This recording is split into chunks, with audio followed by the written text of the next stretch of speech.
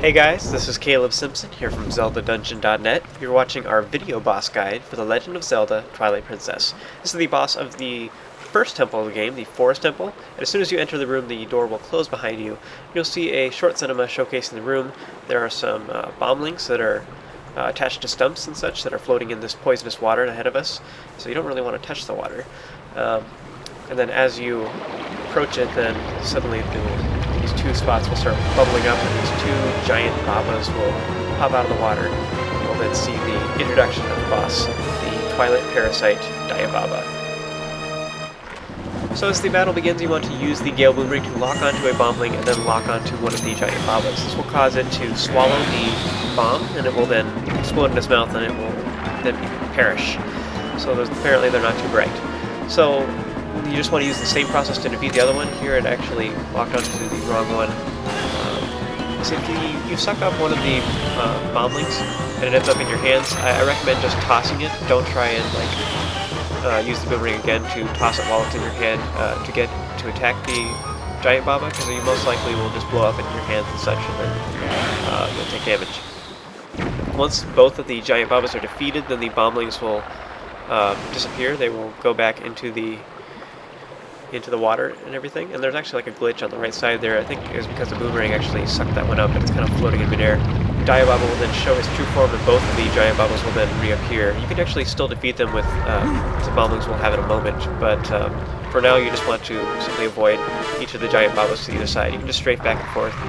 They shouldn't be that big a deal. After a few moments, then Ook the Baboon will then appear off on the side, and then he will swoop across the area, slide across this little rope or whatever. Talk about a rug burn or whatever on his hands, rope burn. But he will then have a bombling. He'll show it to you. Ta-da! So now we have bomblings to attack the boss. So you want to lock onto the bombling that he's holding, and then lock onto the boss's face, and this will allow you to smack him. That time it hit the wall when it was on its way back to me. Want to try again?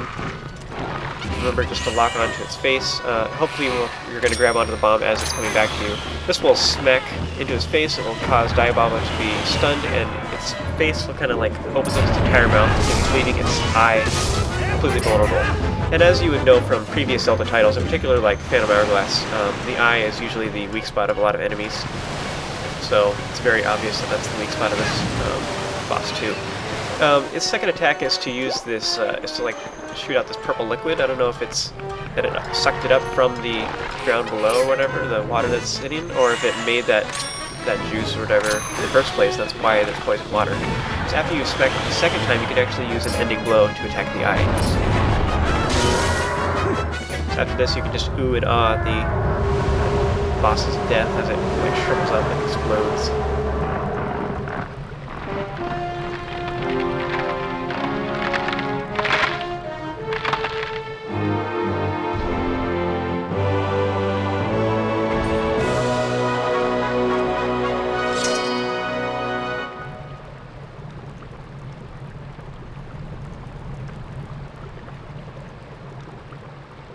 So once the boss finally explodes, it'll burst into all these pieces of Twilight, which will then merge back together to form the Fused Shadow, which is actually like the essence of what the boss was.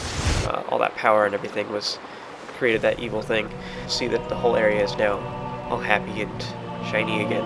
It's like sunlight coming through the roof or whatever. So then Midna will then appear. She'll say that this is exactly what she was looking for. She's all happy that you got it for her. And she goes on to say that this is the dark power that this Fused Shadow is the dark power that the Light Spirit Farron was talking about. And he also said that we'd have to match the power of the King of Shadows, who is Zant, and so this is one of the only ways that we can do that. She goes on to say that there are 3 total pieces of the Fused Shadows, probably 1 in each province, so we're going to have to go to the next province to get the next piece of Fused Shadow.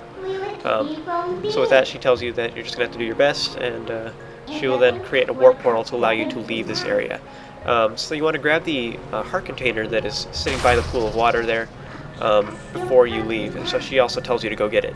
Now if you do not get it, you can also return to this dungeon. You can go all the way back to where that swing is with the monkeys, and you can come back here and get the heart container. And then Midna, I believe, will make the portal again so you can leave.